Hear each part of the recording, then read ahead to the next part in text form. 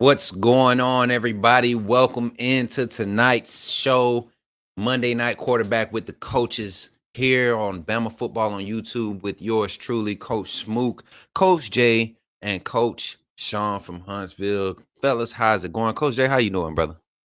Long day, very, very long day, man. But I've been waiting for this one for about 2 weeks. Yeah. 2 weeks, man. I've been waiting for this, man. So I'm ready. I'm ready to get into this thing, man. I'm super excited to talk about some Alabama LSU Hell Week. I Yes, like to sir. call it Hell Week. So I can't wait to get into it. Yes, sir. Let's get into it. Coach Sean, how you feeling, brother? Feeling good, man. Feeling good. Ready to see what's cracking this week and ready to get it on. Let's Let's see what get it. happens. Let's get it. Let's get it. Hey, shout out to the Big 12 that's already in the chat. Appreciate y'all for coming in already, jumping in the chat, dropping your comments, dropping your love. Hey, make sure you're hitting that like button. Make sure you're hitting that subscribe if you're not already a subscriber. Man, we're going to get this show popping tonight. We've had basically almost a week off. We haven't seen each other since the post-game show. You know what I mean? Since we, got to, smoke them if you got them.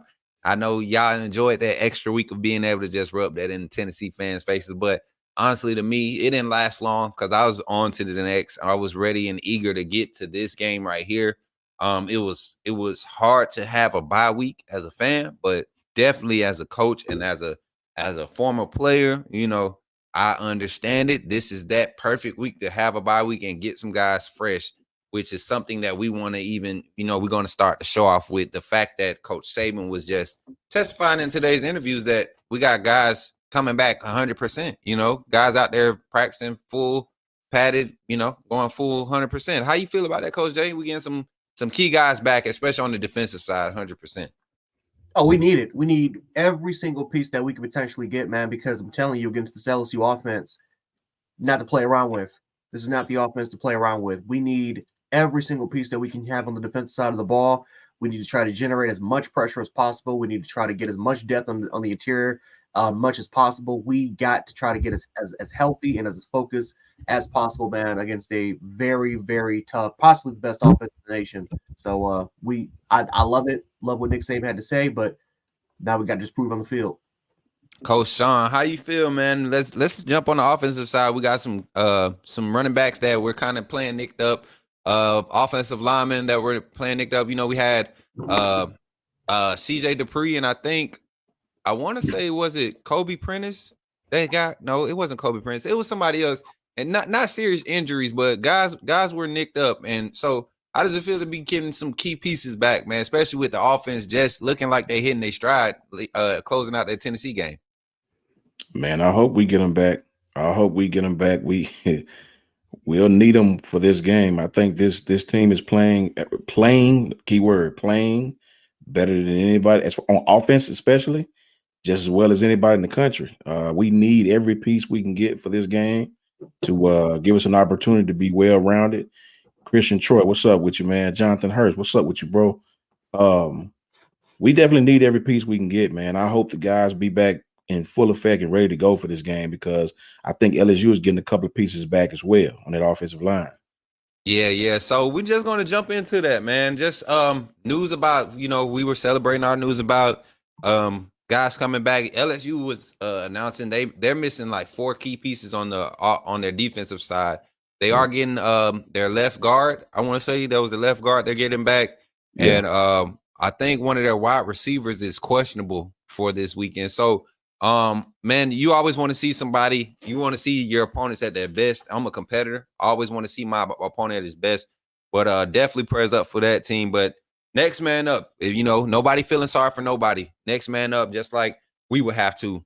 Let's dive into this game this week, guys. Highly anticipated Alabama versus LSU. And before we even jump into the statistics, Coach Sean has a question, not just for the panel, but for the chat. And we're going to lead our show off tonight, diving into that topic. We're going to stay on that topic for a little bit, and then we're going to start breaking this thing down, giving y'all the fan analyst / coaches touch on the breakdown of this game and the keys to success to get our Crimson Tide to win. But Coach Sean, take it away, man. Give the people a question. I got a question for some of the fans, all of the fans, and my fellow coaches. I've been hearing a lot of our fans talk about how trash LSU's defense is, how bad they are statistically, how they gave up this and gave up that and whoop the wham. I will admit to you, LSU's defense in pass allowed, they're ranked 88th. In rushing yards allowed, they're ranked 84th out of 130 schools. And total defense, they're ranked 89th. By contrast to that, against the pass, we're ranked 29th. Against the rush, we're ranked 21st. And total, we're ranked 17th.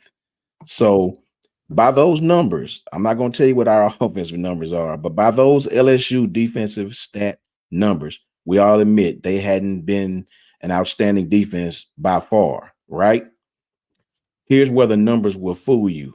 If you look back at their scores, Florida State dropped, I think, 45 on them, and Ole Miss dropped 55 on them.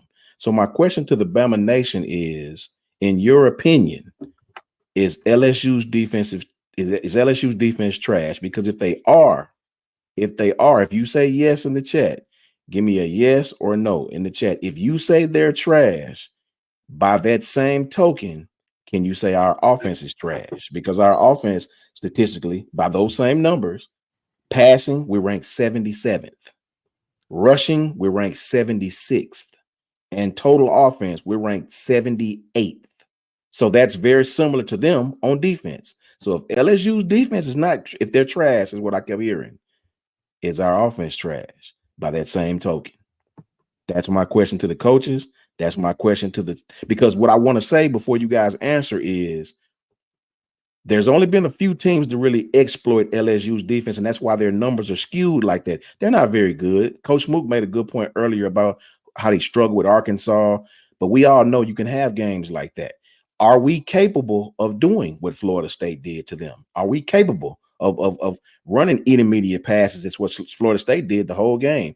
Are we capable of doing what Ole Miss did to them? Jackson Dart had huge plays on crossers. Are we capable of scoring those same points? So my question is, LSU's defense trash? And if you say they're trash, is our offense trash? Coach Jay, you want to go first? Yeah, I can go first. Go ahead, brother.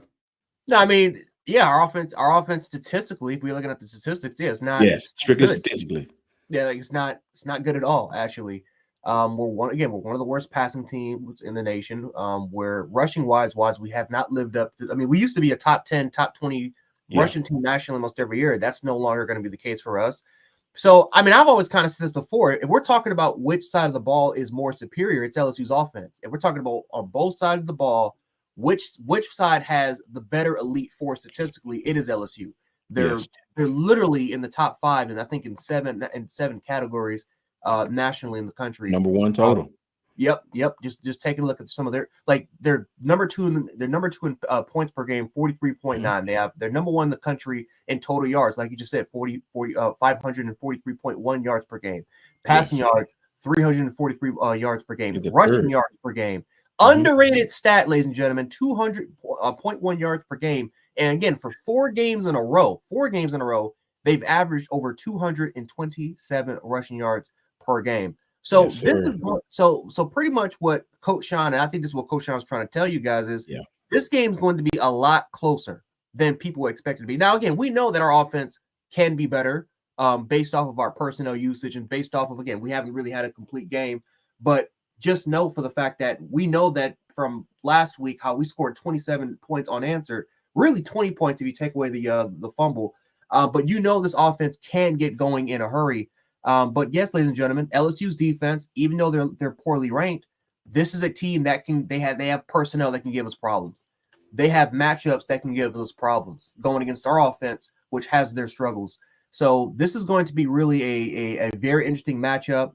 Again, like I said, I can't wait for it, but this is not going to be a gimme game. This is not going to be a game where just because Ole Miss scored over 50 points doesn't mean that we're going to do the same thing, because we haven't shown the ability to score 55 points in a complete football game. The most amount of points we scored against an actual opponent for SEC play was against Mississippi State. So this is going to be a game where, again, you can't make any mistakes. I'm going to keep reiterating it for the entirety of the stream. You cannot make any mistakes against this team and think that you're just going to get away with it. I agree with every point. My only contest to that is I don't think LSU seen a Kevin Steele.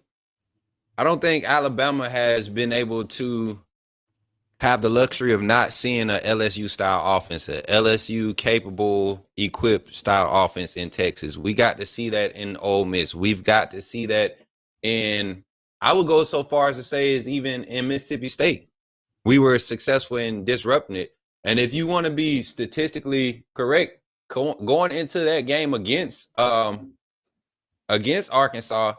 LSU, their offensive rankings were right in line with the likes of Mississippi State, the likes of Texas. So when I say being able to see similar tests, similar looks, similar styles of play, LSU's offense poses a different skill set at the wide receiver position. But I think where they lack, where other teams haven't lacked before us, is the offensive line. I really see our defensive front having that the advantage. So, but to answer your question, yes, our offense is trash.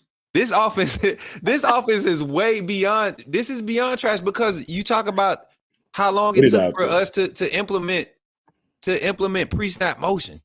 Like that should have been from day one. You got an athletic quarterback where you can literally let this guy run the ball 17, 18 times and throw the ball 12 times, and you might end up with 300 passing yards, 150 rushing yards just from your quarterback alone, because you pre-snap motion and using your quarterback to his strengths. So yes, this offense is definitely underperformed. I ain't gonna say they're trash. We've underperformed tremendously. Because like to Coach Jay's point, man, it's one of those things where when you saw our offense, they was able to put up 20 points. The way they were able to put up 20 points in that, going out of that second quarter into that second half, it just was something different, man. It was just something different to see Tommy Rees in a rhythm, in his bag with the play calling, setting guys up, creating mismatches by pre-snap motion, formations, personnel. You saw him doing those small things that what we've been yearning for in the coordinator that you see. So to answer your question, yes, but in games like this, Sean, one thing that's always been constant, and this is, and you know this to be true, everybody in this chat knows this to be true. Anytime you have two teams who have inconsistent identities, the team with the most consistent defense usually is the team that can pull away or can cause momentum shifts in the game. I take it back to 2019 LSU Alabama. Our defense was not performing that year. Tua and that offense was saving us the whole season. Alabama LSU, the difference in that game was, I want to say it was 2 picks by Tua. Because LSU's defense was not LSU defense. They had, I can't remember the guy name. I think we lost 45-41. It was a shootout, but the difference in that game was the fact that LSU was able to depend on their defense. They forced 2 more turnovers. We couldn't force. And we had 4 turnovers that game, including a punt which set them inside of the 15-yard line. You get what I'm saying? 4 freshmen was on that defense. That's when Christian Harris and DJ Dale. Yes. All them dudes was true freshmen. And so you look at the injuries that LSU has right now. You look at the injuries and the key positions that LSU has right now. I don't see a defensive coordinator letting the guys walk down playing 0 across the board. Not against this rushing attack. Not against Alabama. You get what I'm saying? They're going to have to rely on some type of scheme, and that's where you see the slip ups, and too many of those. That provides the advantage in this game to me. It's at home. It's just so many advantages, but I can definitely agree with you, man. This defense, this offense is definitely trash compared to where they should be.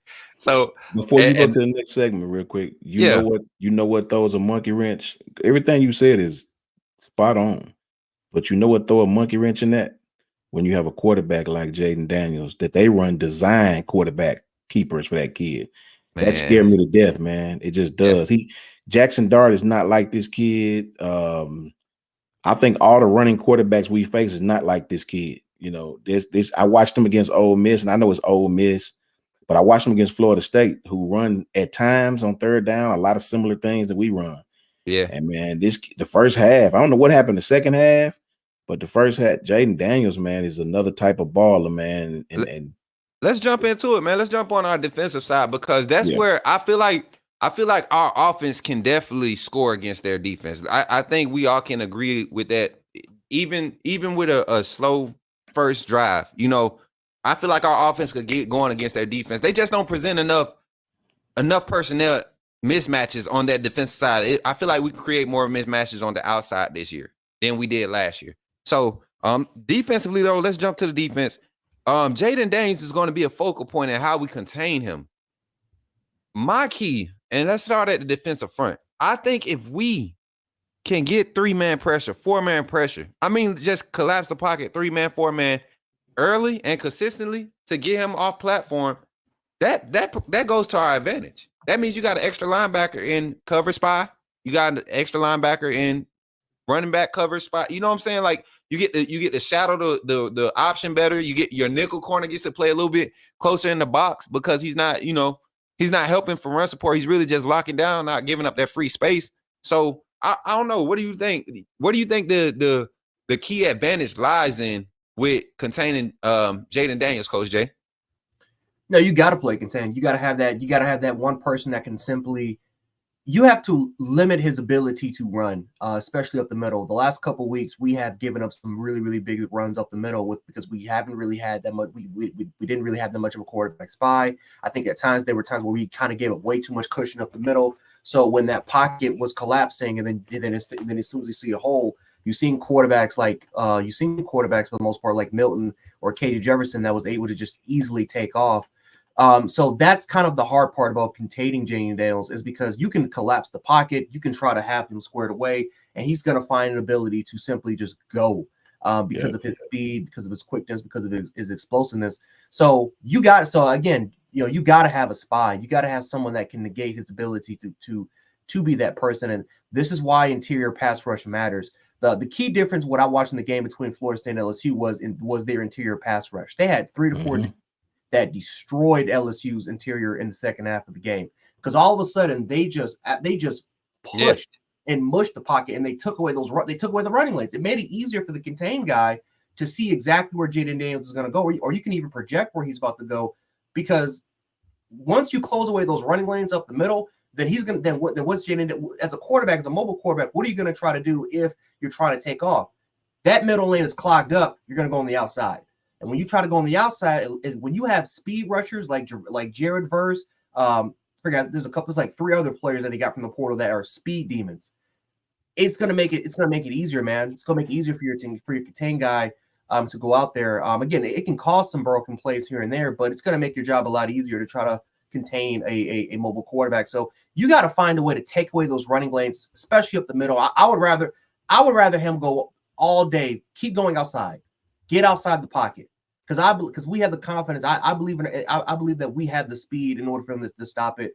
But yeah, there's only been like you said, Coach Smook. There's only been one defense that has completely intimidated LSU. That's completely threw away their game plan to a point where it was kind of like backyard football because Florida State was able to figure it out. But their front 7 was able to get home, and their front 7 did a good job of kind of mitigating those huge running lanes that they gave up in the first half.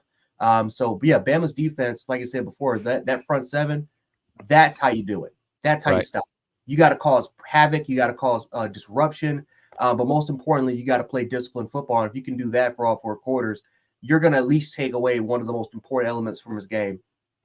Yeah, and I just to highlight out not only Florida State, but somebody in the chat just said it, Gelato. Arkansas, with the amount of talent that they lost, they played LSU's defense. They had a few big plays they gave up. A couple freakish plays like the one where they jumped offside and the kid he's going downfield and Jaden Daniels, like, I don't know what they was doing in coverage, but the DB tips the ball up, he stops short, pass interference, tips the ball up, catches it. Safety misses the tackle. The DB that was originally, it was a crazy play. So, a discipline mentally is going to be important. Coach Sean, Coach Jay talked about the front 7. I'd like for you to take it to the next level and talk about linebackers, secondary, how important that is as far as influencing how Jaden Daniels, how effective he is in his pass game or in the run game. And before we get to that, Crimson Blood 22, appreciate you for the $10 super chat, man. He says, what key things did FSU do on defense to give LSU issues? I think Coach Jay kind of smacked on him, but Coach Sean, take it away. Once again, thank you for the Crimson Blood 22. Thank you for the $10 super chat, man. Crimson Blood, if I can give you a quick answer, Coach Jay just pretty much answered it. They was just physical with them up front. They whipped them on the offensive line, especially on the interior. They just whipped them up front and did what they had to do. Once they took away the rushing lanes, it was all key on Jaden Daniels. For us, man, I think our linebackers are going to have to be – this is how they beat us last year, bro. If you go back and watch, especially toward the end of that game. Don't say his name. You don't have to say his name at all during your statement. I promise you, okay? The quarterback? No, not the quarterback. The linebacker from last year for our team. You don't have to say his name. Yeah. I'm not going to say his name. If you go back and watch that game, guys, LSU ran the same play like 7 times. Like 7 or 8 times, man. And we could not, let me get close to the camera. We could not stop it. You understand what I'm saying? We could not stop it. Brian Kelly did an outstanding job of finding what worked and just sticking with it. That is the classic example of not out-coaching yourself. I see so many teams, not to get off subject, but I saw Florida yesterday on 4th and inches, on Saturday on 4th and inches. Instead, not 4th and 2, not 4th and 3, 4th and inches.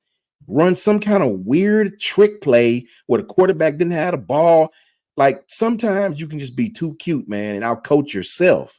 Sometimes just stick with what works, brother. And that's what he did. Brian Kelly stuck with what works. And Jaden Daniels is really what took that game, if I can remember, overtime.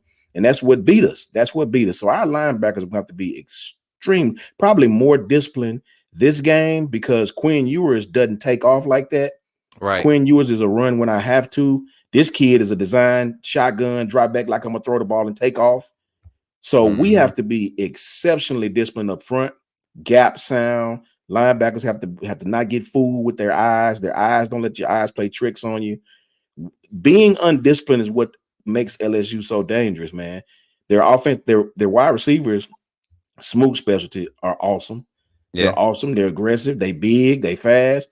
So our linebackers have to be exceptionally disciplined. If you undisciplined against this team, even when the play break down, even when you have great coverage on our side, Jaden Daniels can take off in a minute. He don't have to score. Just moving the chains, first downs, 5 yards, 8 yards, 7 yards. That's what will eventually break us.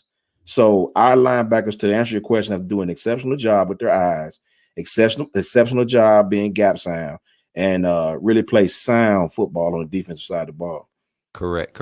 I want to take a special second right here. Looks like a new viewer here in Roll Tide from Japan. This defense has more grit than last season. We don't be trying to show favoritism, but to know that we're reaching over in Japan right now, that is crazy. Appreciate you for pulling up and appreciate you for chatting.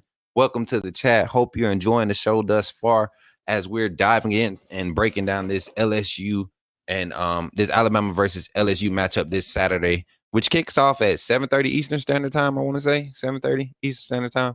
So, late game. Y'all already know how those night games get. But I want to attack for our defense how they're going to be key in slowing Jaden Daniels down and not necessarily the passing attack because, honestly, if there was a game that I thought our nickel and dime sets matchup like present a good matchup to where we're not getting beat all day, it would be this game. These are the type of receivers that our guys have success with. It's the short, shifty, get in open space receivers that have been giving us really been giving us problems. And when I say giving us problems, we've yet to give up. I think we've only given up one 100-yard receiver this year, and that was Worthy against Ewers and Ewers in Texas. I think Worthy had Mitchell.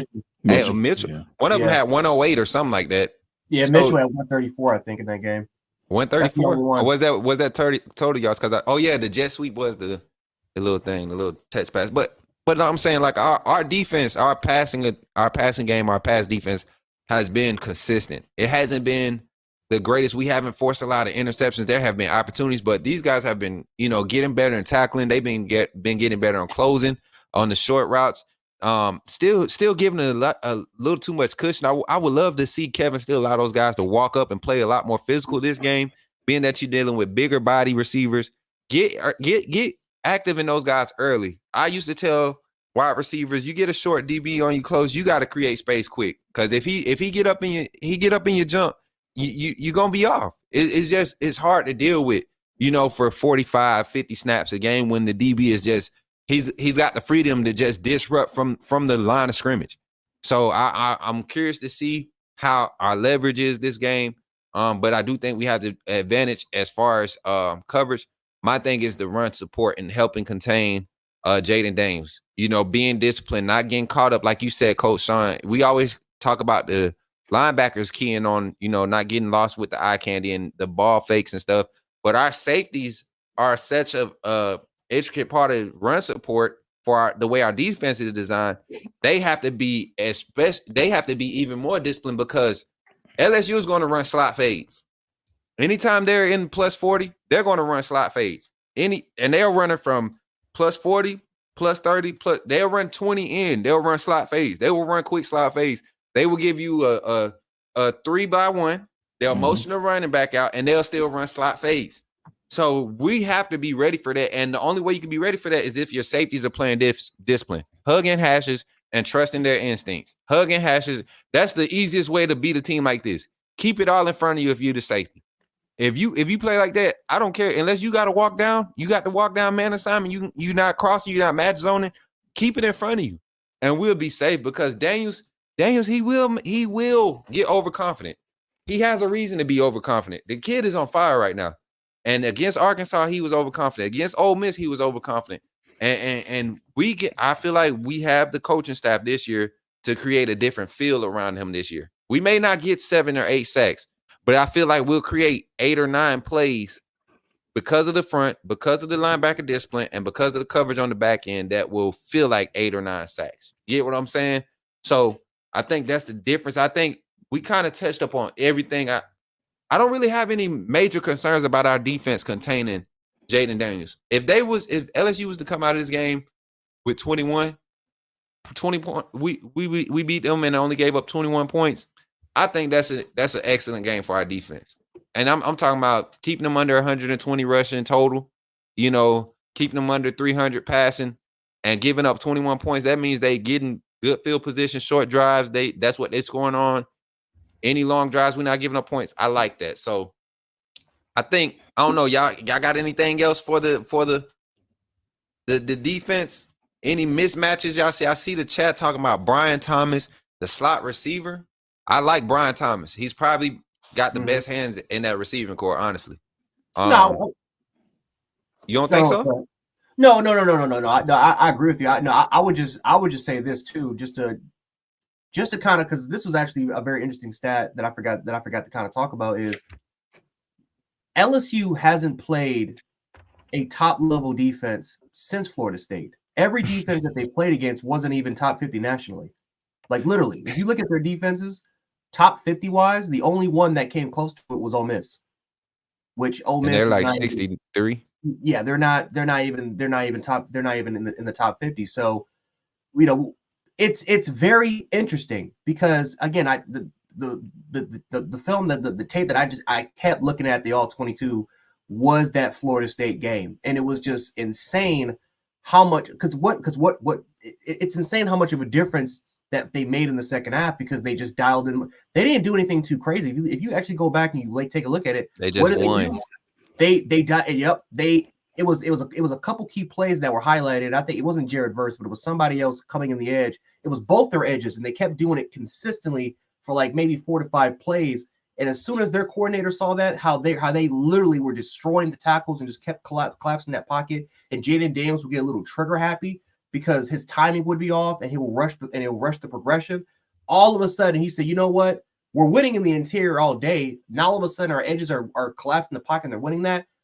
Dial more pressure. Let's start to send more of our slot guys in there." Yeah. That's all they did. They didn't do anything else spectacular. They just said, "You know what? Dial it." Because we're winning our matchups on the outside anyway. Let's help out. Let's help our secondary. Because remember, Florida State secondary is a weakness. It's not a strength. That's their weakness on their defense of their team, honestly.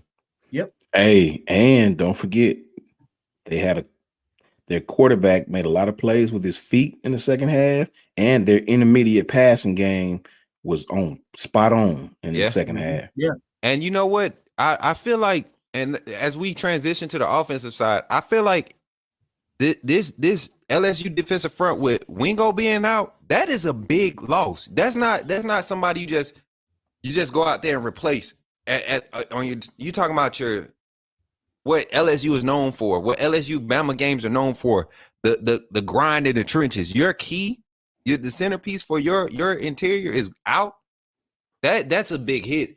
And I'm curious to see how our offensive line responds, knowing that they have a second man up. The mentality has to be implemented. If it hasn't been implemented before, which I think it has been the past, I give this offensive line the past 6 quarters, they've been mean, nasty. Their last 6 quarters of play have been consistently, progressively getting better. And when I say I want to see the type of mentality, it's a home game against LSU. We have to establish the run early. There's no reason not to. There's no reason not to. And I'm curious to see how much of the QB run game we see, design QB run game we see from this Alabama offense. Starting on the offensive side, protection-wise. Coach Jay, do you see any concerns as far as what LSU's defensive run rush or run game, run stopping game, their pass rush? Do you see any mismatches that bring you concerns as far as what they're bringing to the table this week? If Mekhi Wingo would have played, it would have been the interior, because then you would have him, and then you have Mason Smith, and then you can rotate, and then they got a couple guys that you can rotate in there with that can match up with this side to side. So because he's out, I'm telling you, like they're not deep in the interior at all compared to, let's say, at Texas when they had Devondre. Like you literally had like 5 dudes you could rotate with Murphy and Devondre Sweat and the rest of those guys up there. But we know that this is going to happen. They're going to match Perkins up against Proctor. They're matching him up.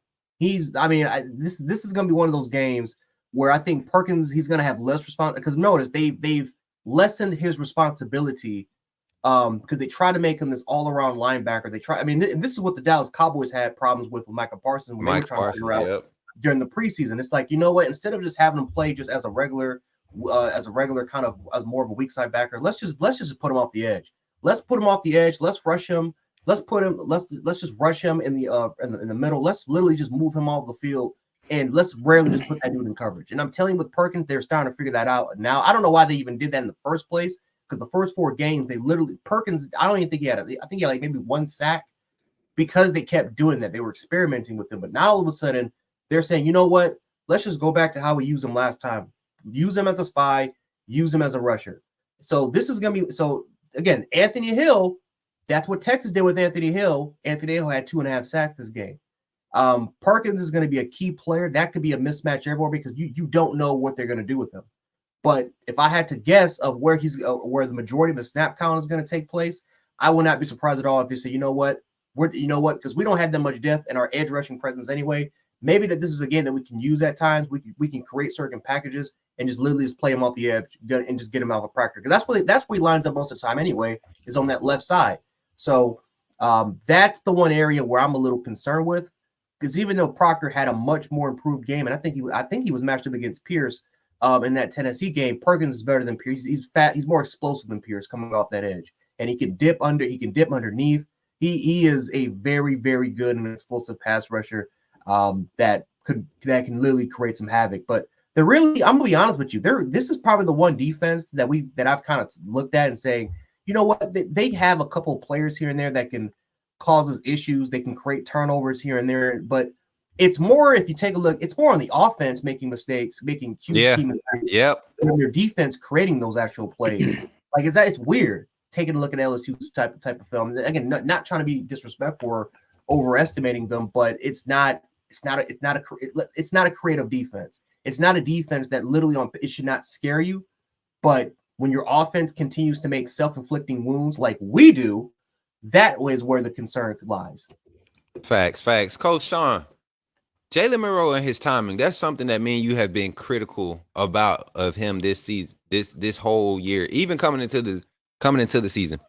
talk about how important it is this game, because this defense is going to give him opportunities to make, like you were talking about earlier, the intermediate passes. Talk about how important it is for that to be a focal point for him this game.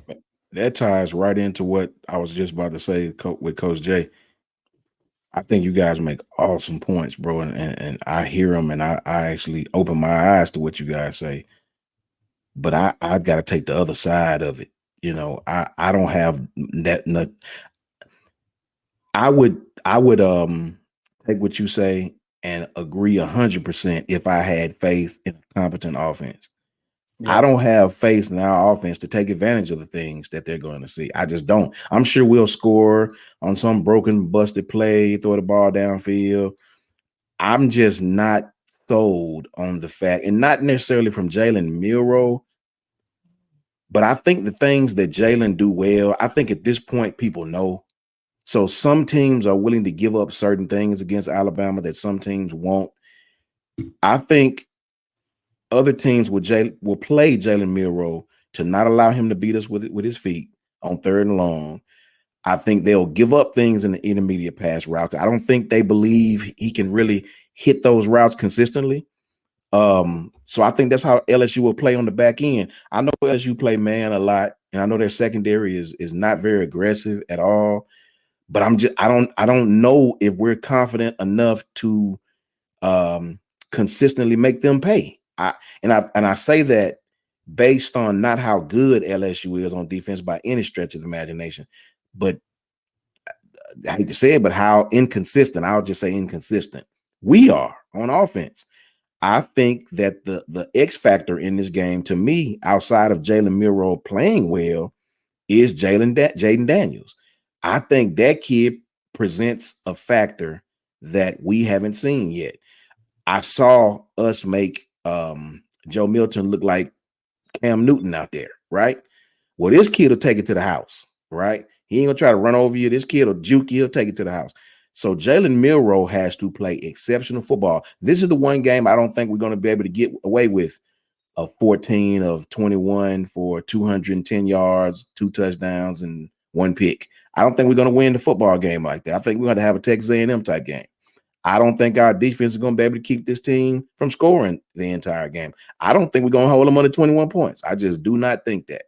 I mean, I hope you guys are right, but I've seen us play 7, 8 games, and I don't see, if Tennessee had been competent enough to adjust, we'd have been in some trouble that game, man. We'd have been in some trouble, but their coach was very overconfident, a little too much confidence in Joe Milton, right? I don't think Brian Kelly's going to make that mistake. Brian Kelly's a good coach. He's a seasoned veteran. He knows the type of defense we run. He knows the aggression. And unlike Tennessee, who puts a lot of faith in their offense, Brian Kelly, as bad as LSU defense has played in times, he's not going to make the same mistakes. You see what he did to us last year. He didn't overthink it, man. He didn't overthink it. My old coach used to say, don't overthink it. And, I have a concern about that. I have a concern that they're going to hog tie Jalen Milroe for fear of him making a mistake. I just feel that way based off what I've seen, especially the first halves of the last 2 or 3 games we played, from Arkansas to Texas A&M to, I don't expect it to come out and be any different against LSU. The run game to me is going to be our saving grace. Hopefully, I pray our offensive line is aggressive, and I pray we give them an opportunity to keep the ball on the ground. I don't want this thing to turn into a shootout. We're not a good shootout team, right? So for me, Jalen Milroe has to it's going to be up to Jalen Milroe, believe it or not, to make some plays in this game. He is going to have to make some plays to bail our defense out. You can't leave our defense out there on a whim like we've done several times, because this team will make us pay for going 3 and out. What's funny? The only way for I'm just gonna say this right here, guys. The only way for this game to be in a shootout is if our offense doesn't capitalize in a half. If it doesn't capitalize in a half, and they leave the defense out there and they get tired, and all of a sudden they start to really figure out what particular matchups that they can win and they can expose, all of a sudden, boom! All of a sudden, your offense has to score now. You got to match them. You got to match them with firepower. So that's it. To your point, that's our problem. That's our problem, right?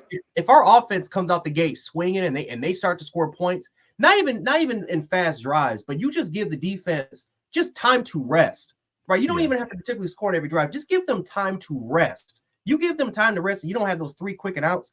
All of a sudden, it's not. You're not going to turn it to it, because I'm telling you, there's a lot of matchups that Bama's defense can win against on paper, that they have proven that they can win against if you give them time, right? Stop giving Will Reichard give him an advantage. I'm getting pissed off right now, that's why I can't really talk. But just for the most part, when he's inside that 35 or inside, give him a chance. We keep getting outside the kicking range on our offense, negating points. Facts. It's just it's you can't do that against this team, man. You got to take advantage of every opportunity that your defense gives you. Because even though LSU's defense on paper hasn't been great, one thing that they have done is that they give their offense opportunities. They will create opportunities, and LSU's offense takes advantage 95% of the time. Whether if it's field position, whether if it's turnovers, they take advantage of it.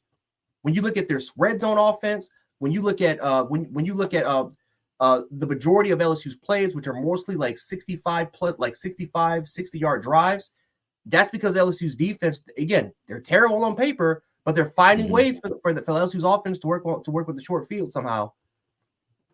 We do that. We do that at least for a half. It's quick 3 and outs. Yep. I'm gonna give this take, man. I think you're fully discrediting what this team has progressed and become, Sean. And I'm gonna say it to this point. Please explain. This team has not been the same team from Mississippi State to A&M to Arkansas to Tennessee. This team has shown they could win in different ways in all of those games. Different wins, different ways. Starting back with A&M, that was an offensive win. That we can go back and say that was a Jalen Monroe win. We solely relied on his arm talent. The next week we go out against Arkansas. We have a slow second half. We still come out with the win. Defense had to play extra snaps. Second most snaps the defense played. No, that wasn't even second most. If we go out there, that was the second least snaps they played all season in the Arkansas game. So yeah, it was a slow game, but didn't present. Same thing against Tennessee. We go out against Tennessee. Most snaps we played against, and I just started looking at numbers. You always tell us to look at the numbers, right? Shout out to the inquisitive Prince for the $5 super chat. He said the game boils down to 74 and number 4. Jalen needs to quit smiling and get some fire from Burton. I guess. Roll Tide, man. Appreciate this $5 super chat. I mean, personality right now, I think this team is meshing perfectly with the right fire, the right, you know what I'm saying? Everything. I respect that. Let me fight you on this, though. Go ahead. This is what I see. You said Mississippi State. What I seen is a team give us the ball 3 times, and we scored this great amount of points in the first half and then scored nothing in the second half. Okay. But that's what I saw. Then we turn around another week and score 20 something in the second half. So yeah. Against a better defense. True. Better defense. Then we come back against Arkansas. We didn't do nothing. We didn't score nothing in the second half. Then we come back against who we played last. Tennessee looked absolutely great on the run the ball, right? Only messed up in that game in the second half when we messed ourselves up, right? That's it. This is my whole point. And to Justin Summerall, this is what you clearly don't watch football, brother, because this team is twice better than Tennessee. And if we go to what Coach Jerick, bro, don't do that. Tennessee has a defense. Tennessee at least has a defense. Well, let me rephrase. Tennessee has a consistent run game. Let me rephrase. This team is twice better than Tennessee on offense. Negative. If we play like we played Tennessee against this team, we're gonna lose this game. Bet on that. Thing. Show me a game where Alabama's defense has been beat twice. Been beat in the same situation twice. Show me where. I'm gonna ask you. If Arkansas had half an offense, we would have lost that game. Stop it. If they had just had half an offense, we would have lost that game. But the thing is, we didn't allow them to have an offense. Our defense. This is to my point of what I was saying. We have this tendency on offense, this Jekyll and Hyde on offense, right? What I'm telling you is Arkansas, we can afford to do that. We can afford to play well on defense because they can't score on us, right? We can afford to go 3 and out 6 times in a row because Arkansas can't do nothing, right? If we play the Jekyll and Hyde against this team, I'm gonna say it again. I said it against Texas A&M. I said, if you play Jekyll and Hyde, we're going to look up in the fourth quarter. And I think my exact words were, we're going to look up in the fourth quarter and we're going to be in a fight, right? On the road. If we don't come out and have some type of consistency on offense, 3-and-out punt, 3-and-out punt, this team has the firepower to make us pay, unlike Arkansas did, unlike Tennessee did in the second half. This team will. So it's not about swinging on LSU's cocoa nuts. It's about telling the truth about how good this team is on offense. But they're not that great. They have not been tested. Okay, man. Their test on defense, they showed what they were. Arkansas showed that team what they was. Arkansas is 2 athletes away in the secondary from beating LSU. They can say the same thing about us against USF. But we didn't play our starting quarterback either. That game, you don't even match that up. Everybody can say that. And then you turn around, you talking about the defense. USF defense is ranked higher than half the defenses on LSU schedule. USF is awful, bro. Their defense is ranked higher than half the defenses on LSU schedule. USF does not have the firepower to make. If they had half our offense, we'd have been in trouble. That's kind of my I'm point. talking about what's happening, bro. You're talking this defense, our defense match up better than any defense outside of. I say we match up better against LSU's offense than Florida State do. And you're talking about 8 games. Come on, bro. You sick. You sick. So wait we're gonna put it. Hey, chat. Y'all remember you this saying statement? Our defense is better than Florida State's defense? Yes. But yes, you better go watch the film, Coach. I'm disappointed right now. Check this out, chat. Check this out, chat. Man. Y'all love to talk about crimson glasses and stuff. I know y'all like to hear them talk that anti-Bama stuff, but facts is facts, bro. When LSU comes out and they face any type of defensive front, they have to rely on the pass game. Show me an offense that's been able to do it when they have to rely on their pass game. They've been able to beat Alabama this year. We hadn't played one team since Texas that's got a capable quarterback of beating us. So Ole Miss don't have a capable quarterback of beating us? Ole Miss didn't have Jackson Dart don't scare me. No. Jackson Dart put up 49 on LSU.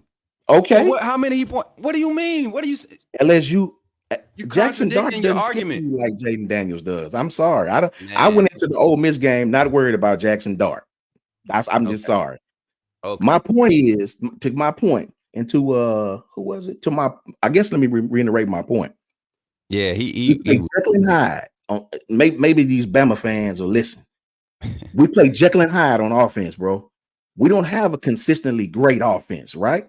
So we come out there playing the way we played in the first half against Tennessee, playing the way we played the whole game, second half. I'll say the second half against Arkansas. It's Jekyll and Hyde, up and down. Play well, play bad.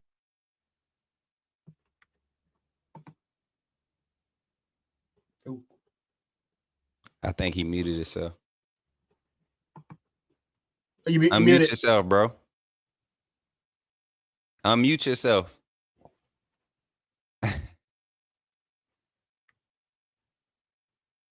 We can't hear him. Going in. Hey, Christian, I know you a fanboy and everything, but yeah, man, it's cool. It's cool. Y'all just got to see it, bro. You just got to see it. And when we come back on the post-game show, I want y'all here to freaking lay it out. I want y'all to lay it out. I want the roses. I want all that.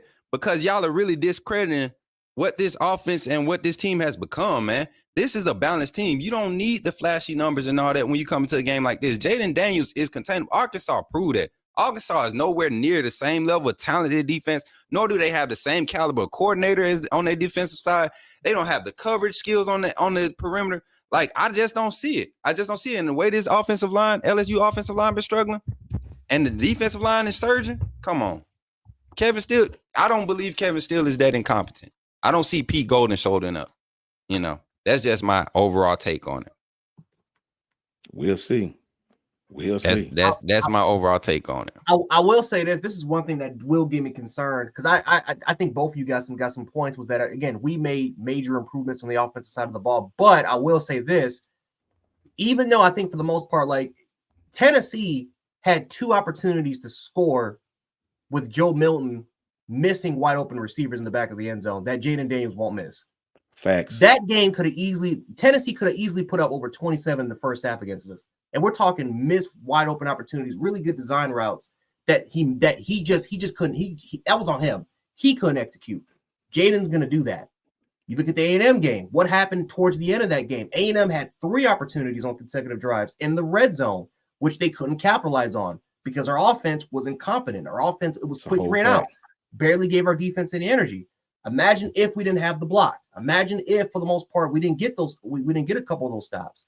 All of a sudden, if A&M has 3 field goals in that drive, that's a win by them. So again, you make a point, Coach, with that our offense is progressing, but yet we still are in situations where these teams, if they can just simply take advantage of opportunities that their defense gave it to them, they're winning. LSU, I mean, if you look at the LSU just based off of statistics, they have one of the best red zone. They have one of the best red zone offenses. They have one of the best scoring offenses. They have one of the best passing offenses. And we're not talking about their run game because that's the underrated part. They have 2 running backs that can be physical with us. And yes, for the most part, we all know Bama's run game, Bama's defense, the run game, it's elite. It's really, really good in particular aspect. But LSU's balanced. They're a much balanced offense. And when our offense, if they can't take advantage of opportunities that our defense gives them, LSU's taking advantage of it every single time. They don't miss when it comes to opportunities. When you give them life, when you want to resurrect them, man, it's like Yu-Gi-Oh, man. You activate that trap card, all of a sudden, man, it's done. That's the end of the tournament, dog. It's a wrap. So it's on us. Like if we come out firing on all cylinders, offensive side of the ball, defensive side of the ball in that first half, that we can easily be up by halftime, shock the entire world. We could be up by it'd be 21 or 24-7 by the first half. But if it's going to be one of those games, like how it was in the first half against Tennessee, like how it was in the second half against A&M, like how it was in the second half against Arkansas, where all of a sudden we start to be incompetent, we start to get our own way, we start to run a bunch of shotgun and short yard situations, we're not taking advantage of the run game, Miro's missing out on wide open reads, including the check down, and we start to get these quick 3 and outs, what could have potentially been a 24-7 type lead could easily flip in their favor, and they can easily score 20 or 30 points and a half. That's how explosive that they are. They're a very, very solid offense with a good foundation. But but that's if you give them life. That's if. That's if you give them life. That's what I'm saying. This team, y'all talk about the same mistakes. What if? The thing is, we can look at it from half empty, half full, however y'all want to look at the glass. The thing is, when you look at consistencies, things that are happening every game, I'm going to stand on the fact that Kevin still won't get beat twice the same way in the game. He will not get beat the same way twice. It might happen on the drive, on that same drive, because you got personnel mismatches that you can't substitute for because of the situation. But then you come out the next drive and you literally stop the same look. You get what I'm saying? You don't have a Pete Golden on this side. We don't have a beat up inside linebacker room. We don't have an inexperienced inside linebacker room. We don't have slow linebackers scared to. We have 3 defensive linemen that can gap contain. And this LSU offensive line is struggling. I'm just looking at facts, what's happening rolling into the bye week since both teams had bye weeks. You don't think that the same film study that Jaden Daniels is getting, you don't think Jalen Milroe is getting? I have more confidence in what I'm seeing as far as progression wise with our offensive front, our defensive front in the trenches. I think we have the advantage there.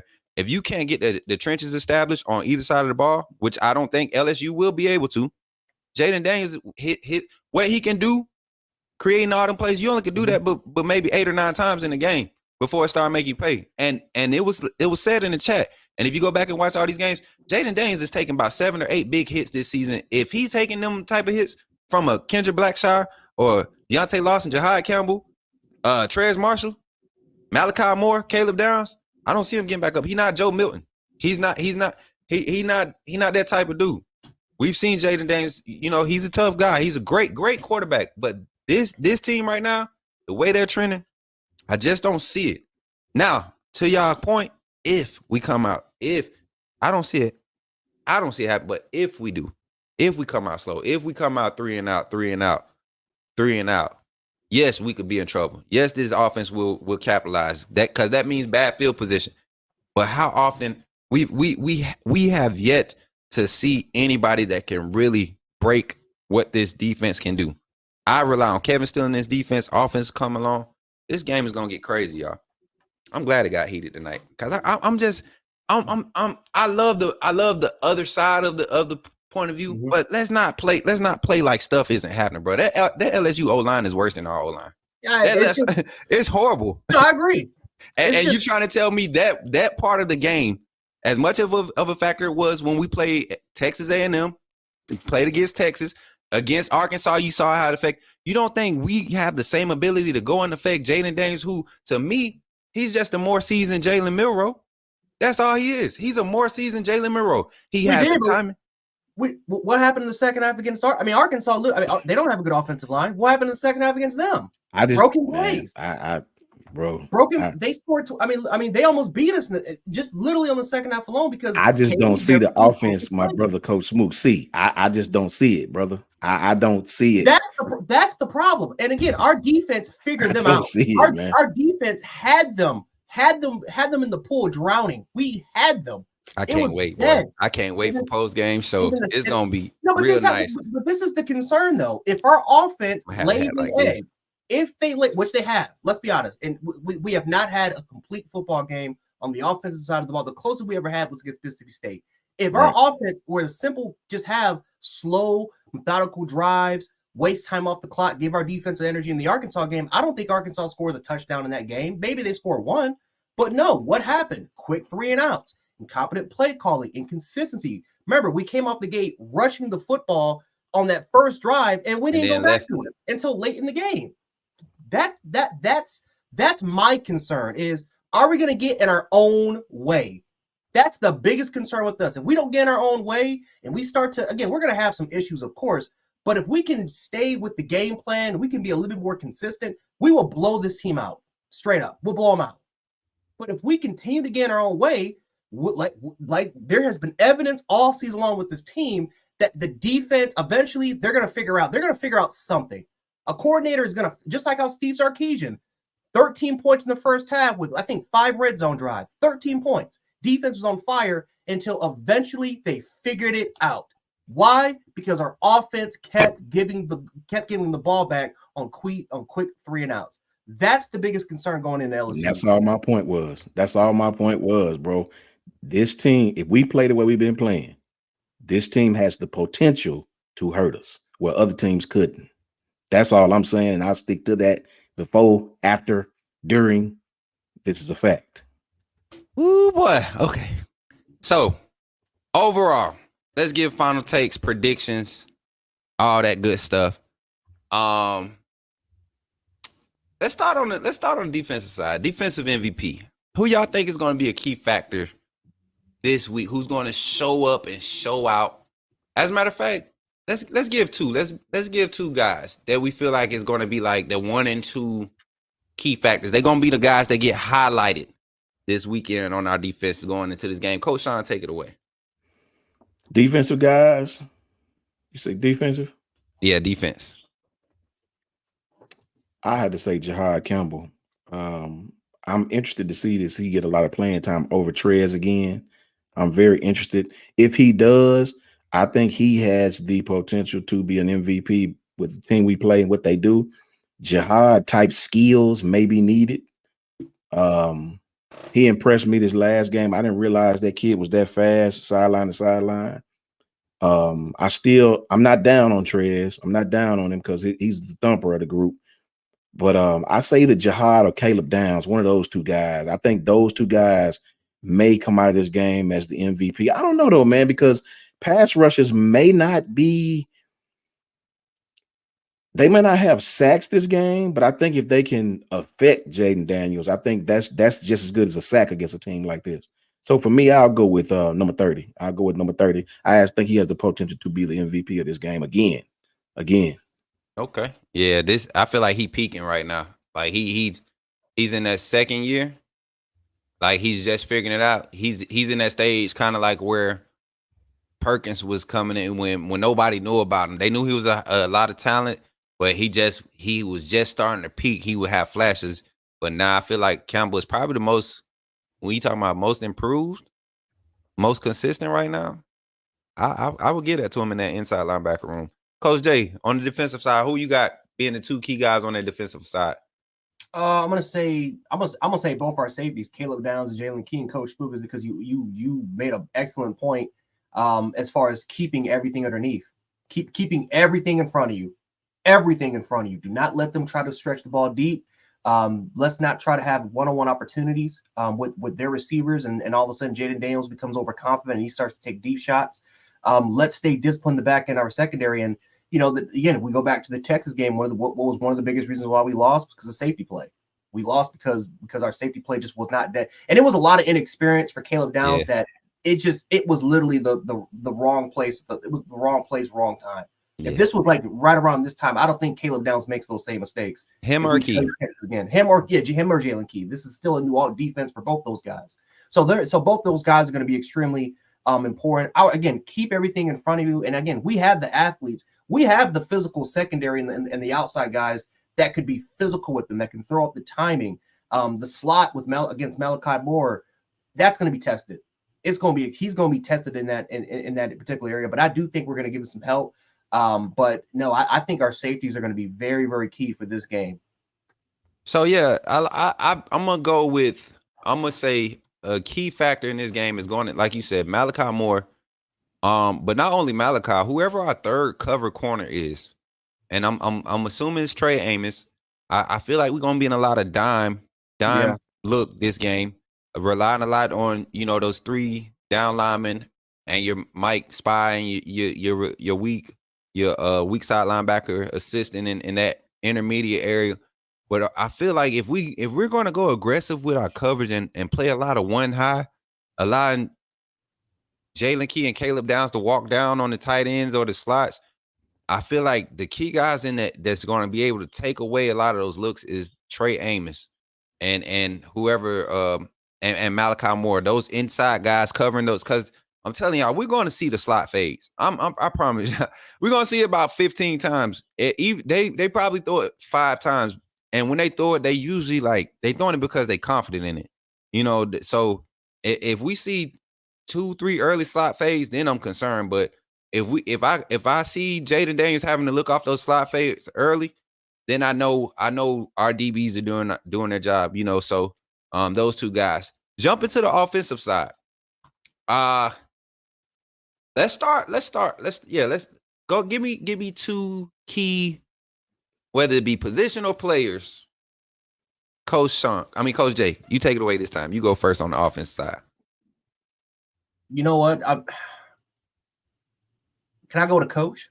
Yeah, go. I was going to. Maurice. I should have said no because I was going to do Ty Maurice. Yeah. But go ahead, bro. I know what you. That's why I got to take away for you. But no, Ty Maurice. What? It's going to be game planning, man. Situational game management situations. I'm not going to say per se clock management. That's more on Saban, but it's all about putting Jalen Merrill in the best possible situations. I think you got to throw in your best toolkit because again, I'm telling you guys, we can be more consistent in the offensive side of the ball as far as play calling wise, as far as using Jalen Merrill's full skill sets go. We can score. We put up easily 40 points on this team without a shadow of a doubt. We all know if this offense puts up 40, this defense, unless we get our own way, this defense most likely.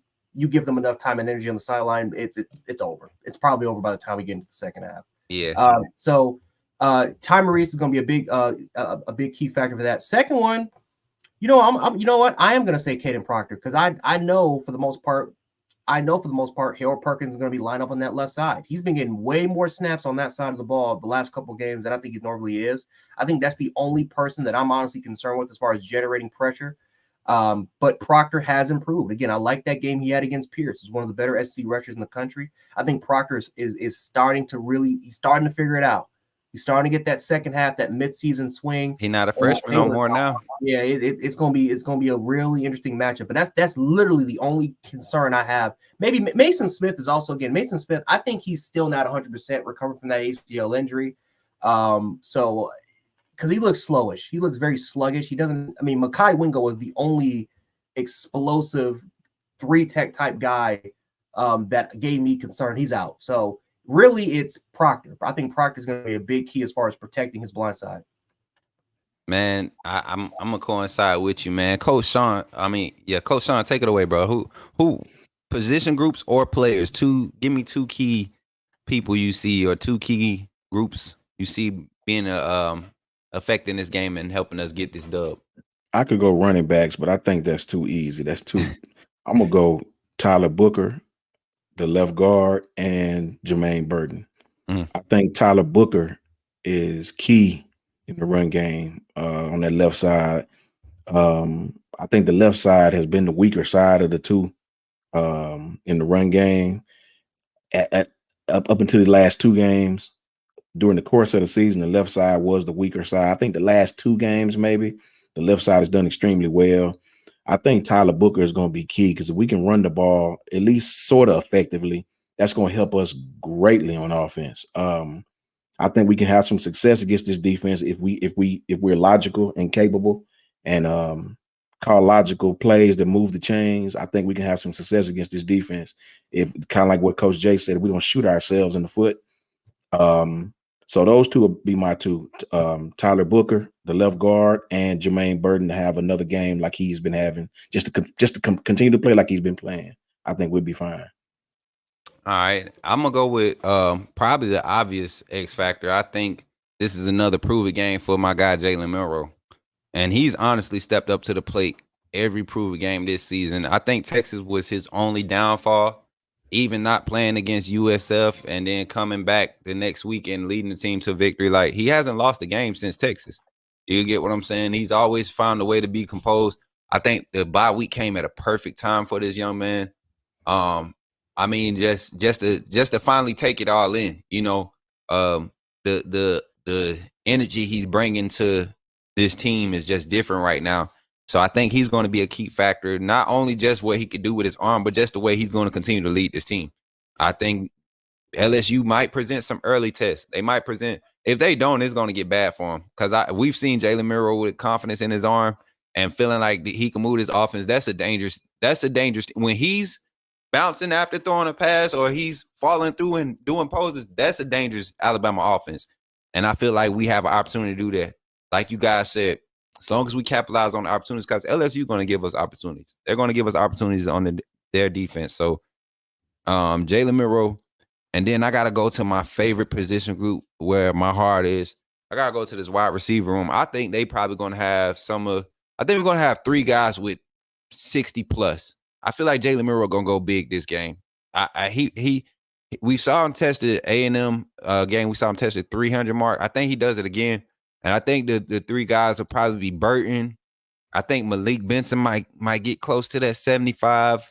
I think he finally gets implemented. But I think Knee Black in the wide receiver group ends up being the TD guy this game. If we don't use Knee Black and the way that he creates mismatches, tight ends have been able to create mismatches against LSU defense. If we don't find a way to scheme that with him and Dupree, more so Knee Black being the guy that can stretch it from that position, I think we can really take advantage of that and have a big game. So that's mine. Those are my takes. I seen some of y'all in the chat putting some of y'all's in there. I saw when we was talking about the defensive guys, I seen a lot of number 40, which is Kendrick Blackshire. I really hope we see that guy, y'all. I don't know how y'all feel about Kendrick Blackshire. I really hope we see him this game. I would love to see him just blow some junk up every, 2 or 3 times a quarter. I think because of what I think this coaching staff is they're just starting to realize that, yes, Kendrick Blackshire, yes, he'll be he's a physical specimen. He's a physical presence. I just think what they see for Jahad Campbell is kind of like, why take this kid out the game when he's literally doing everything that, he's doing everything that, I mean, there's limitations on Kendrick. There's limitations on Tresman, and what you see for Jahad Campbell, I mean, it's like he's an all-around linebacker.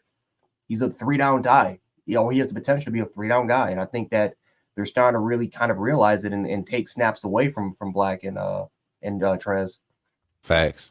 I'm ready to see. I saw Danny Lewis getting snaps against Tennessee too. So that's good to see that our tight end room rotation. We still got that type, like it's kind of like they 2x2 right now with Oots and Dupree. They come out there in 12 personnel. Then you see Danny and Knee Black. Then you'll see Danny and you'll see Dupree and Knee Black. So I like how they're kind of scheming it up in that tight end room. Yeah, somebody said Knee Black should have a big game. I think we've been not sleeping on him, but we've been waiting for these wide receivers to have some breakout games. We've seen Burton be consistent, but I definitely can't wait to see like a game where we used to have, Ruggs, Judy, Waddle, all of them got 50 plus yards, 4 catches apiece, 4 plus catches. You know what I'm saying? Like, I'm ready to see that type of game with these wide receivers, man. Miro just got to let that ball go, man. Your punter is your MVP. Haha, sight. That boy Nate Bone. That's your boy right there, Sean. Nathan Bone. He said the punter gonna be the MVP, man. I don't know, man. I don't know. I think Burnham Your gonna be able to punter chill is this the game. MVP? I You think mean for Burnham. the season? You mean for the season? Or what do you I mean? don't know. I think for this game, I think for this game, I think they're gonna to be MVP. This guy right here, y'all, Campbell. I really, Coach Sean, you hit something on that. You hit that on the head.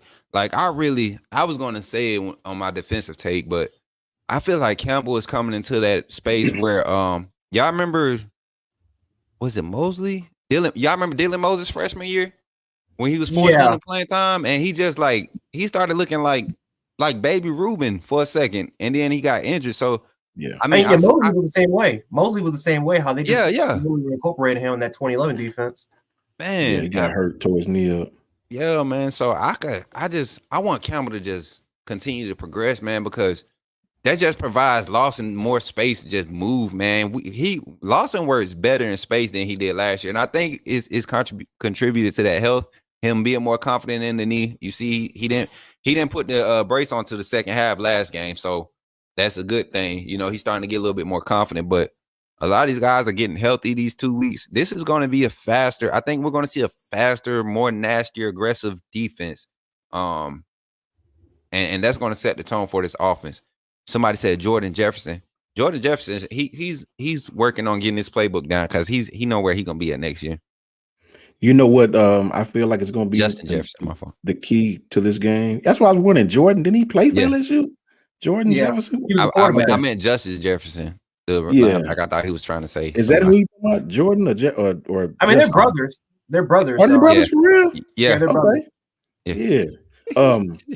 For me, you know what's going to determine, to me, in my mind, how we're going to perform in this game? How we perform on offense on third down, regardless of how the defense play, regardless of what go on, the play calling, how Alabama responds on third and long, third and short, both third down will determine whether we win this game or not. To me, yep. I said the same thing because you go back and look at Tennessee game. We talk about the first 2 drives, how bad that was. Man, it's literally one cut, man. You can go back and look at 3rd and 3, first drive of the game, and how Jace McClellan just puts his head down.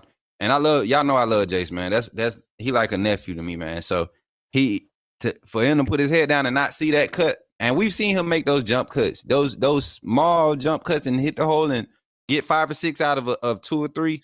He had 3 minimum before somebody was gonna touch him. So. But my thing is, y'all, the way this offensive line just continued to be, they didn't regress against Tennessee. At no point in the game did I see the offensive line be a liability. It was two plays. I think the one at the end of the second quarter going into the half when they got the sack, they got a sack right before half, right? And then they came out in the third quarter, second drive or third drive, they got a sack too. But this offensive line is progressing at the right time. Campbell on that defense, who was already trending upwards. Also, Tim Keenan. We ain't even said nothing about our boy Tim Keenan and Jaheim Otis on the interior. I really feel like we poised to create a lot of disruption, y'all. Hey, Bullfrog is autistic. I'm glad you came into the chat, man. Jaden Daniels is y'all daddy. Hey, that boy, he needed a miracle last year too, boy. We need LSU fans, man. We need them, man, because I want you to come back in here after the game too, man. Win, lose, or draw. We like to have the fan bases come through and talk your smack. Keep it respectful. We love it. We love it. I love it. I'm a competitive guy, so I like to get at it, man. Wide receiver. What's this? Wide receiver BT. KLM. God,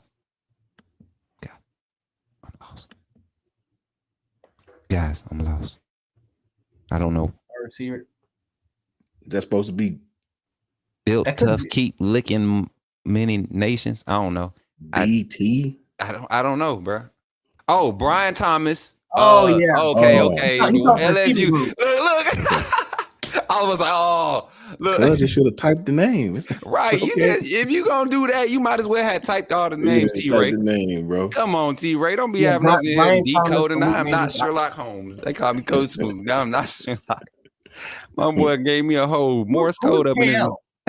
Who's KL? That's what I'm trying to figure out. Who's KL? KL. Who is KL for LSU? I know Malik Neighbors and Brian Brian. Yeah, who is Keena Beaner, don't be talking about me. I was trying to figure that thing out for y'all. Putting secret code words in the chat. What you think this is? We don't do that. We don't do that. But y'all, hey, appreciate everybody. We was just trying to give y'all a chance to, you know how we do at the end of the shows. We interact with the chat, man. The hour is well spent. Final score predictions. That's what we didn't touch on. Final score predictions. I know Sean don't do score predictions, but give me a feel, Coach Sean, then Coach Dave, then I'll end it. I say Bama by a field goal, man. I don't know what the score gonna be. I last time I done that, I jinxed myself. I feel like I jinxed us. So I think we win this game by a Will Reichert field goal. Okay. Oh, we gotta win. We gotta win this game by blowout. I think that there's two things that's gonna happen in this game. We either blow them out, or they're gonna win close. So I'm gonna go with blowout. We have no choice. Right. This team, I think for the most part, and it's not to say that that Bama can't win in close game situations. They can, but if this game is going to be close, it's literally because we're giving them opportunities, and we're probably creating, and we're not creating, but we're probably giving away turnovers like we did in the Tennessee game, which resulted in scoring drives. Offense is again, they're not capitalizing on opportunities. We're getting in our own way offensively. We're not being consistent, and for a half, because it's literally been like that for the entirety of the season. So I think that in order for us to win and live up to our potential, we have to blow this team out. We got to. If we want to prove that we are a top 5 team and compete for a championship, and then go to it, win the West, go to Atlanta and beat Georgia, you got to blow this team out. You got to. And it's not like it's not impossible with this team. It's not. Florida State, what they did in the second half was they killed them in the second half. Barely let LSU. They didn't score until garbage. Literally, it was garbage time the last 3 minutes of the game. So they are susceptible to losing this game big, because on paper we are better than this team. There's literally no reason to lose against this team at all. And I think if we can finally live up to our potential, if our offense can be consistent, stick with the game plan, let our defense rest, put Will Reichert in positions to actually make field goals instead of turning over the ball or getting him out of field position because of penalties and just all this weird crap going on, we'll blow this team out. I firmly believe it. So I would say I'm going to say we finally put up 40. I'm going to say 42, 42-21. Sean, your face, Sean. The comment. Sean said, Jay, you a professional, bro, because you just kept going. He said, Sean said, I seen it. I saw it and I was like, nah, that can't be what I just saw. No, Bullfrog, I'm not laughing because I agree with my co-panelists right now. I feel like this game has to be a blowout. This game has the potential to be a blowout, but I'm not talking about like a score blowout. I'm talking about like a 38-21, decisive 38-21 type of game where the defense forces two or three turnovers. And the only way I see Alabama losing this game is off of some freakish shooting ourselves in the foot type stuff. You get what I'm saying? Like a pick like the one that Milroe threw at the end of the first, was that second quarter? The drive where we should have been able to go within 7. We should have been within 1 score going into half. But no, we would have tied the game up on that drive, right? If I'm not mistaken, going into the second quarter going to the second half against Tennessee. But a drive like that can't happen, because they drove down and got the last second score. But a drive like that we can't have against LSU. But I don't see it happening. I feel like this run game has the potential to break out. I'm giving us a 14 to 18 point spread victory, and that's because of the turnovers created, defense being consistent. I think the defense will put up 30 points themselves. I think they will put up 30 plus. The offense will put up 30 plus, and I think we're going to be able to force some turnovers with their offensive line struggling, and I don't think their defensive front is going to be able to hold up. They missing to your statement, Jay, your boy out too. Wingo and what's his name is out. They announced it today. He's looking not probable. Mason Smith not probable for this weekend. So which still leaves them Savion Jones. He's still out there. And Jordan Jefferson will be playing. Not the brother, but there's a defensive tackle, Jordan Jefferson. Yeah, he's playing. That's what I was just about to say. Jacoby and Jordan Jefferson, they solid, but they not Wingo and Mason. So I'm curious. Not saying that they're going to, because we've seen teams go out there and throw out third and fourth stringers and give us a game. So I'm not discrediting any college football D1 athlete ever. Just because they not starters don't mean they ain't football players. You get what I'm saying? So I'm curious to see how those matchups across the board are. If they can be honest and gap contain like our defensive front has been able to do and nullify the run game, we'll have a problem. And like Coach Sean's point, like I said, I see it on both sides. I can see what if, but I'm saying what's trending right now, what I'm seeing on film by the last 6 quarters. If I compare our last 6 quarters to their last 6 quarters, and I ain't talking about their Army 4 quarters against Army. I'm talking about their last 6 quarters of SEC play. They cannot have a defense like that against us because we have better defenses than what they've been facing. That's my saving grace right there. Who's calling me? Anyways, God bless y'all, man. Hey, Coach Sean, tell them where they can find you, man, as we close this thing out tonight, brother. Fresh new Twitter. My guys hooked me up. I'm just learning how to really work it, to be honest. It is at JMHO Sports Talk, just my humble opinion, Sports Talk. Tap in with me and help me learn just what the hell I'm doing. Coach Jay, tell the people where they can find you, brother. Twitter handle is right below. You guys can see right there, Jant716. YouTube, more incentive version, but definitely check me out on Jant's Sports on YouTube. Bullfrog is autistic for the most part, dog. Keep that same energy, brother. Keep that same energy when we win. I want you back here. I want you back here when we win. Talk a lot. I'm reading all your comments, brother. I need you back here when we win. I need you to keep that same energy. But no, it's gonna be a good week, man. Tennessee last week. No, we would have lost that team. I would have went absolutely nuts. LSU is just that one team, man. You got to beat. You have to beat this team at LSU. You know that's that neighbor, man, right across the street that you kind of get along with a little bit, but you're just competitive with that dude. That's the one you can everything. You want the lines, your lines in your grass to show up better. I know what you're talking about. Exactly, man. Tennessee, for the most part, that's just that. It's just whoever read the book David, that little bad boy and David's just throwing temper tantrums and throwing snack packs in the back of the classroom. That's Tennessee, right? So we got to win this game, guys. We got to win this game. Well, first of all, we have no choice. Our season's over if we lose. So this is literally for the West. This is for the division. And like I said before, if you want to beat LSU, if you want to go ahead and have national championship aspirations, got to win this game against Georgia. Yes. And you all know where you can. We know what you meant, bro. You all know where you can find me, man, at Coach Smook on every platform. That's where you're going to get all my content. We're currently in the process of movement. This is probably the last thing up in my room, my green screen, and this little part of my desk. So I will be broadcasting this post-game show. Will be broadcast from a different location. So hopefully I have everything set up to give the same quality. But yeah, Coach Smook on every platform. If you haven't joined yet, join Friday on the Bama Standard YouTube channel. I do a live pregame view, a live game simulation of all of our matchups of the opponents we have coming up. Guys, it is an experience because it is interactive and it is fun. You get to share your viewpoints, get to talk trash among the fair weather fans and the other fans that have the quote unquote Bama goggles. We have I got LSU brothers. I got brothers that's LSU diehard LSU fans. They pulling up in the chat to talk they smack. And they betting me to play on certain sliders that make the game impossible to beat. So I'm thinking about taking the bet because it's a lot of money on it. So y'all let me know.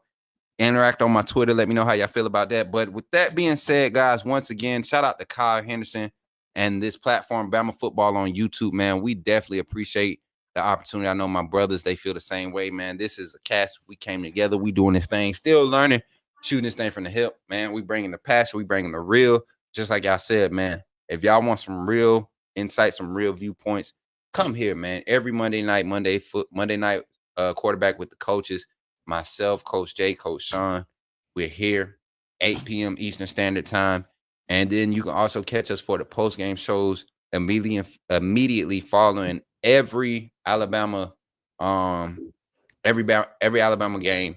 Whether it's televised or not, you can catch our post-game show every game.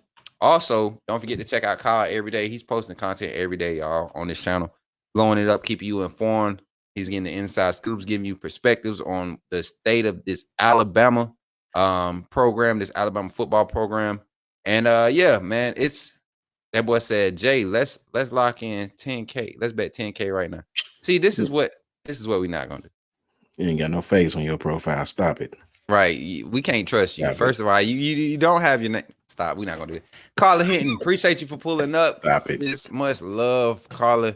Don't get EA, Coach Smook. Hey, we ain't gonna get EA this week. Your boy in his bag right now. We in his bag.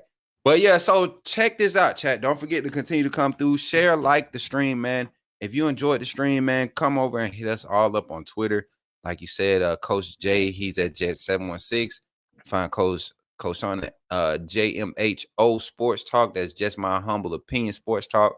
And myself at Coach Smook. We actually gonna start getting some threads started up, man, and getting these discussions blazing over there on the Twitterverse, man, because people are starting to hear the voices, man, and it's all because of you. We thank you all. We appreciate you all. Roll Tide, everybody to chat. Did you talk about Bleacher Report? Huh? You saw a Bleacher Report? We have a new schedule coming up. Bleacher Report has a new schedule coming up. I haven't gotten my actual dates, but yeah, myself and Kyle have been on Bleacher Report with Ty Sports, Round the Table Sports with Ty Hayes. He's been on there. We've been part of the Alabama coverage. Are they adding y'all? Are they adding y'all, Jay? Did Bleach? I don't want to lie, but they supposed to be adding. Yeah. No. Okay. Yeah. So they supposed to be adding more Alabama content creators and coverage guys. So be on the lookout, guys. We're going to continue to grow as long as you guys continue to talk, man. We appreciate that. Appreciate the love, all the support. But once again, y'all, don't forget. Post-game show. It's going to be lit. Win, lose, or draw. Us three will be here, and we're going to bring the energy. We're going to give y'all the insight. We're going to get all the reactions, and we're going to turn this thing out. All right? So, with that being said, much love to everybody in the chat. Shout out again. Roll Tide. Roll Tide. Roll Tide.